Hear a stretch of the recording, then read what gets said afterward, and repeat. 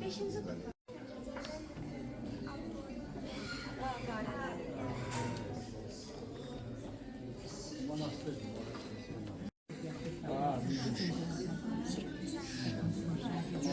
defalarla ayağımız içeride seçilip verdi. 4. seferde anlaşması.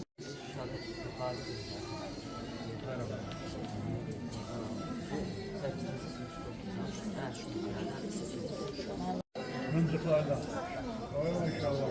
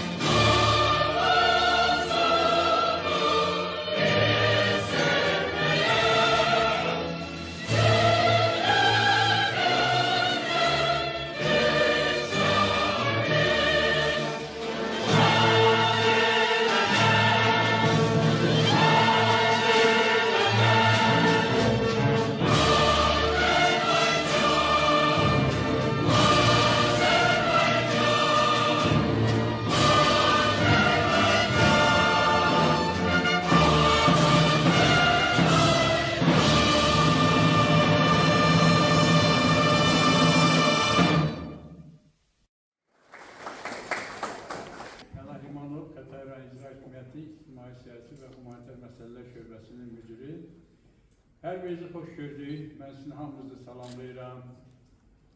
Başçımızın adından, rəhbərin adından.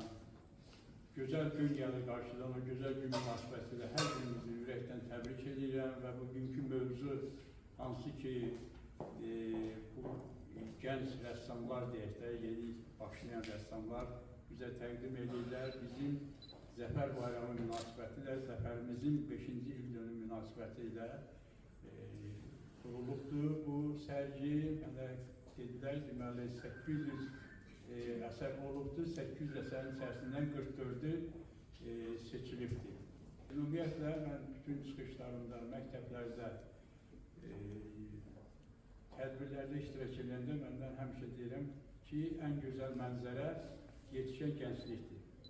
Ulu öndərimizin dediyi kimi, gənclər gələcəyimizdir. Sözün əsl mənasında doğrudan da bunun bir böyük mənası vardır, gənclər gələcəyimizdir. Çünki o gələcək gənclərdən asılıdır, amma o gələcək savadlı gənc olanda, o gələcəyi təmsil edən yaradıcı gənc olanda, bax görün hələ bu nə qədər, deməli gələcəyimiz parlaqdır sözü, bax oradan irəli gəlir. Necə ki, Ulu öndərimiz o sözləri, o fikirləri işlədəndə, o vaxtı Gənclər Siyasəti onun deməli, fərmanı ilə Gənclər Nazirliyi də yarandı. Gənclər Siyasəti xüsusi olaraq ölkəmizdə həyata keçirməyə başlandı və o yetişən gənclik idi ki, qəlbində həmişə böyüdükcə, anadan olandan sonra da böyüdükcə, boya başa çatdıqca həm evdəki valideyn tərbiyəsi ilə, valideynin dedikləri, məktəbdə keçilən dərslər və əlbəttə ki, dövlətimizin gənclərlə bağlı, gənclər siyasəti onların qəlbində Qarabağ adını həqiqətən də böyük izlə, böyük hərflərlə yazdı. Hansı ki, 44 günlük müharibədə Qarabağın üzünü görməyən gənc getdi o torpaqları azad elədi. 44 günlük müharibə tək Azərbaycanın hər tarixinə deyil, bütün dünyanın hər tərəfinə yazıldı və bu günləri dünyanın ən öndə gedən ordularının tədris sahəsində Şuşa qalasının fərqidir. Ümumiyyətlə, bu müasir texnologiyalarla aparılan müharibənin əsas metod və metodikaları öyrədilir. İnsanlıq mədəniyyətin, incəsənətin elə bir janrıdır ki, orada rənglərlə sözlər deyilir, orada xəyallarla sözlər deyilir. Allah şəhidlərimizə rəhmət eləsin, Allah qazilərimizə can sağlığı versin. Mən bir daha sizin hamınızı sənin müqəddəm təbrik edirəm. Burada əsas da valideynlərdir, ən çoxu da o ürəklər müsaadəsi ki, belə balalarının bu gözəl günlərini həmişə görmək istəyir. Valideynin övlad üçün, övladını elədiyi, balacadan tutmuş böyük nailiyyətə qədər ən əsas məsələ odur ki, mən sizi də təbrik edirəm, o balalarımızın xoş və gözəl günlərini görməsini istəyirəm, arzulayıram. Çox sağ olun, sağ olun.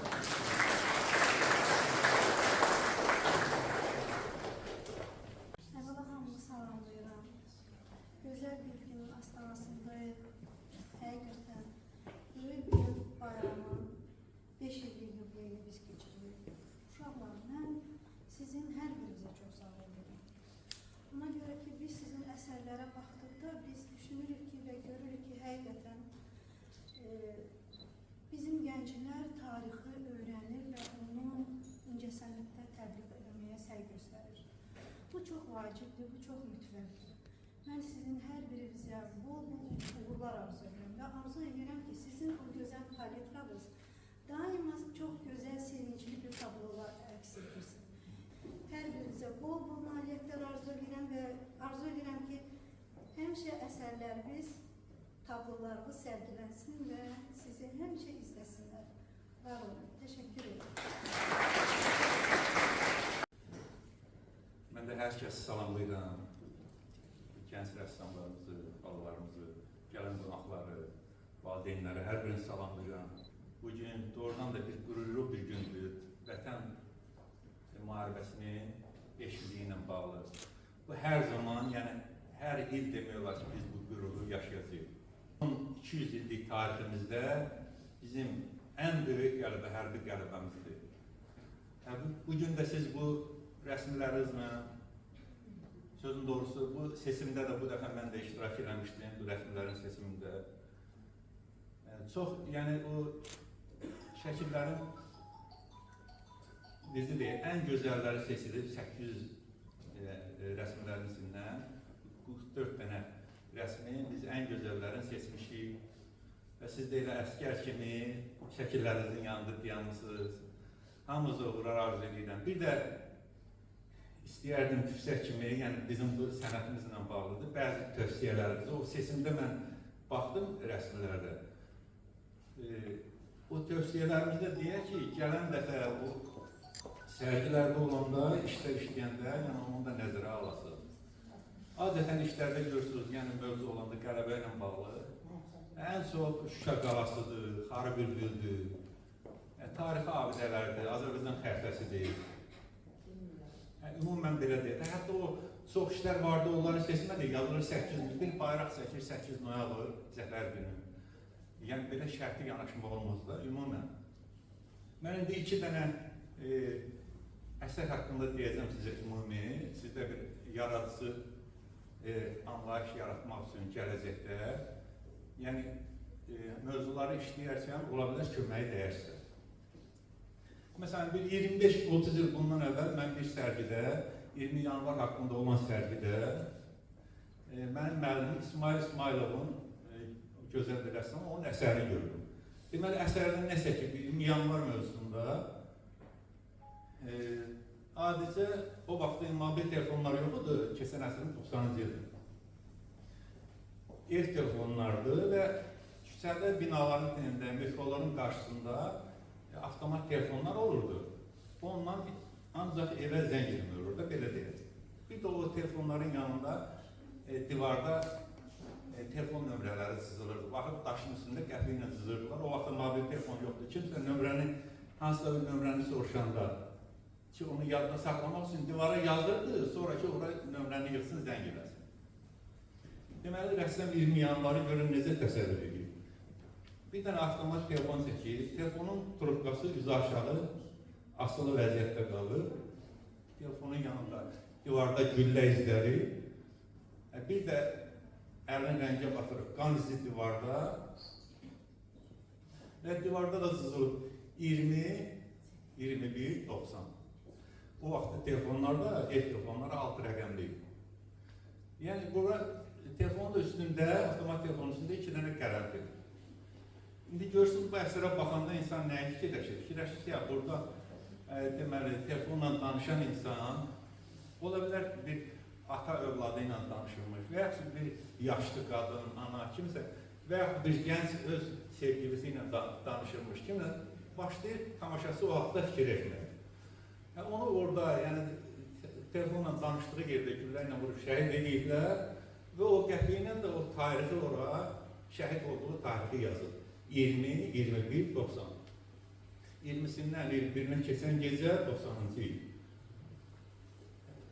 Artıq görürsünüz, bu nədir də həm də ki, insan fikirləşir ki, o telefon nömrəsini, o deməli şəhid olduğu tarixi yazır, o nömrəyə zəng edəndə gedib həmin vaxtda, həmin zamana, o 20 yanvara, yəni həmin zamana düşür. Və yaxud bizim böyük rəssamımız, yəqin eşitmişsiniz, Səttar Bəyazadənin o torpağın arzusu əsəri necə yaradır? Ötən əsrin 60-cı illərində Ceyran Batan Gölü, o bir sırada Bakının Sumqayıtın o İsməli suyu ilə təmin edən su anbarıdır.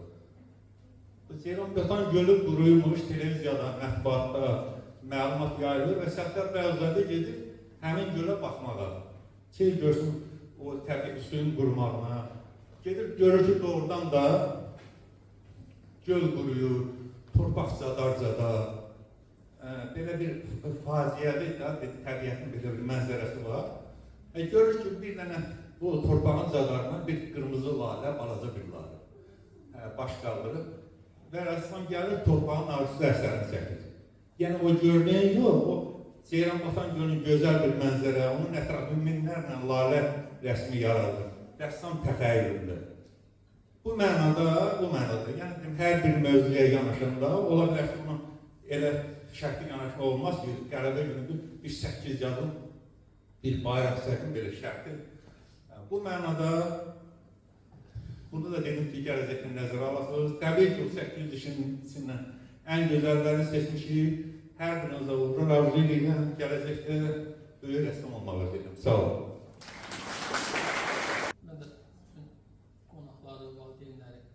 Rəssam həmkarlarımız və gələcəkdə bizim həmkarımız olan, rəssamın diplomu və yaşı olan rəssamları salamlayıram.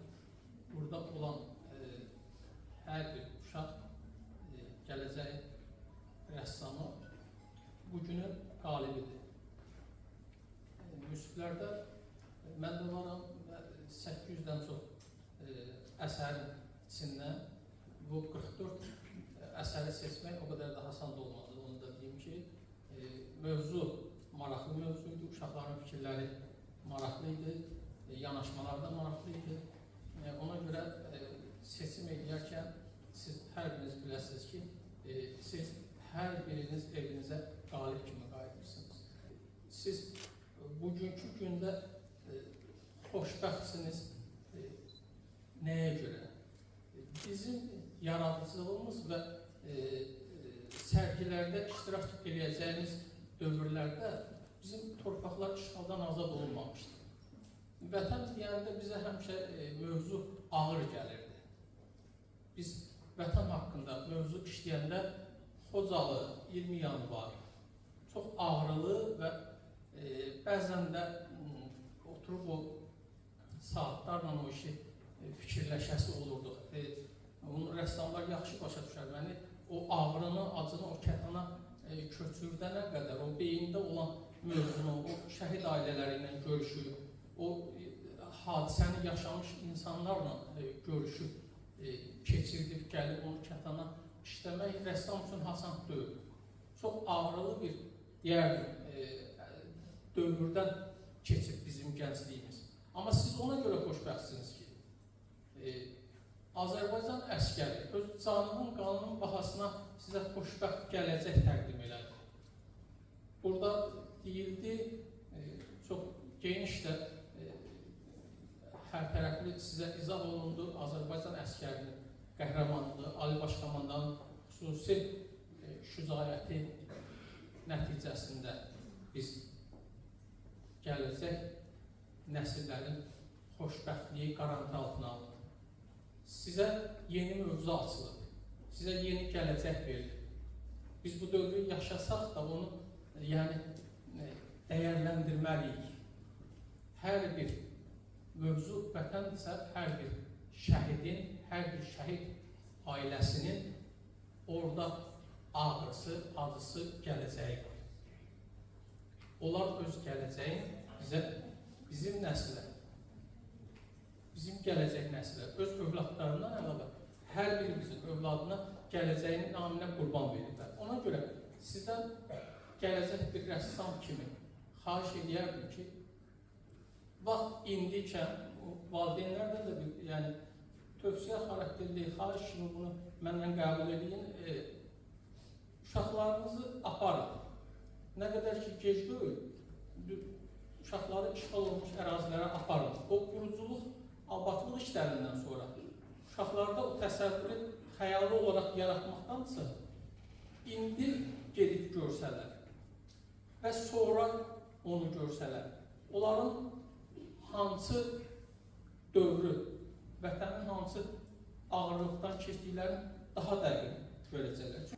Gələcəyin rəssamları həmən ərazilərə gedin, daha yaxşı mövzular işləmək üçün. Müasir dövrdə internetdən, televiziyadan, telefondan filan baxmaq tam səhv deyirəm ki, orada olduğunuz, yaşayacağınız o hadisə kimi deyil. Bizim sizə, gənc rəssamlara daha, yəni görmək istədiyiniz, daha uğurlu, daha sevincli günləri, bu keçən tarixi, bu olan tarixi daha real çəkməyinizi arzulayıram. Hər birinizə çox sağ ol deyirəm. Hər biriniz 44 evə bugün qalib gedəcək və 44 evdən də əlavə 800-də yaxın ailədə bu mövzu müzakirə olunur. Sizdən hər birinizi təbrik edirəm və uğurlar arzulayıram. Çox sağ olun.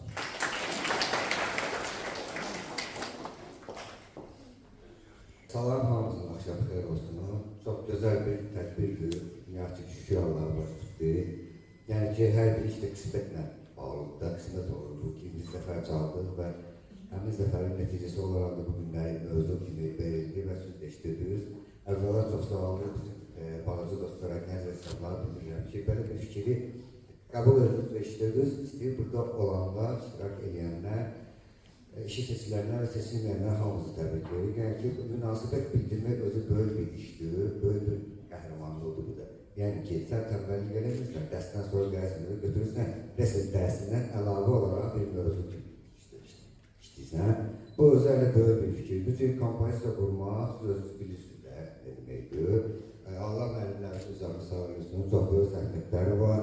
Burada iştirak edən müəllimlərimiz var, son müəllimlərimiz olmayanlar var. Allah onların ömrünü uzun eləsin ki, öz bildiklərini sizdən əsirgəməyiblər. Bu cür hər 44-ünü burada görürük. Mən özüm də bu seçim komisiyasındaydım və çox gözəl əsərlər var idi. Fikrin birini var, obusun üstünə gedirəm. Ne demək istəyirəm? Bir xahişim olacaq sizdən, balaca xahişdir, ancaq bu ömrü boyu sizə lazım olacaq. Mövzu veriləndə uşaqlar xahiş olunur ki, mövzunu tam anlayaraq o işi işləyin. Rəngarənglik gözəl, süjet xətti var, karandaş qrafik materialına işləyənlər var, rəngarlı işləyən var, yəni ki, müxtəlif janrlarda işləyənlər var. Bu ilə söhbətimiz yoxdur, sözümüz çox gözəl. Amma mövzuda orada bir iki dənə sözə cümlə var, ona toxunmuşdur. Xahiş edirəm, ətraflı fikir verin. Yəni ki, 44 dənəşi seçimlər qədər bizim münsiflər özü çox böyük əziyyətlər çəkdilər. Gözəl iş, əladır. Seçmək istəyirsən, gəlsən finansla mövzunun qarşısında, Zəfər 44-də lazım olan quruculuq illəri və quruculuq illəri və müharibə və sonra keçib artıq azad olmuş vətən torpaqları, Qarabağ torpaqları da bizim ona qarşı fikrimiz və mövzuya həmişə fikir verir. Mövzuda ana xətt nədir? Biz onu işləməliyik. Yerdə olan vasitələrdən ikinci, üçüncü dərəcədə istifadə edirlər. Yəni ki, buna süs fikir verir. Əsas məsələ budur, çox sağ olsun validənlər, çox sağ olsunlar bizi sahib gələ bilər uşaqlarına, yəni bir şəraiti yaradıblar ki, biz gələcəyin rəssamlarını artıq görə bilirik. Bu uşaqların içindən oldu, mən 3 dənə, 4 dənə çox gözəl iş vardı. Bəyalları Rafil məndə qeyd etdiyi kimi, orada qrafik bir iş vardı qız, işləyib, mən istəyərdim ki, o gələcəkdə rəssamlığı davam etdirsin. Öz işini özü bilər, amma ki, mən onu rəssam kimi görürüm. Mən rəssam olmaq istəyirəm, mən çox istəyərdim. Və iki dənə də bu rəssamlar vardı və ayrılmaq istəyirəm bir-birindən. Sadəcə olaraq hamısı gözəldir, əladır, ancaq sırf rəssam olacaq uşaqlar burada görünür inşallah. Və sağ olsun validənlər, müəllimlər ki, sizin üstünüzdə belə zəhmət çəkiblər və biz sevinirik ki, zəfəri olan, qalib olan dövlətin necə ki, əskəri var, generalı var, polkovniki var, ailə baş komandanı var və onun incəsənətlə məşğul olan rejissoru var, rəssamı var. Olacaq, kino çəkənlərimiz var, operatorlarımız, rejissorlarımız, incəsənətimiz də necə deyərlər, bu siyasətdir, dövlətin siyasət, mədəniyyət onunla yanaşı gedir. Ona görə gələcəkdə də rəssamlarımız olacaq, buna bizim şübhəmiz yoxdur. Çox sağ olun və var olun.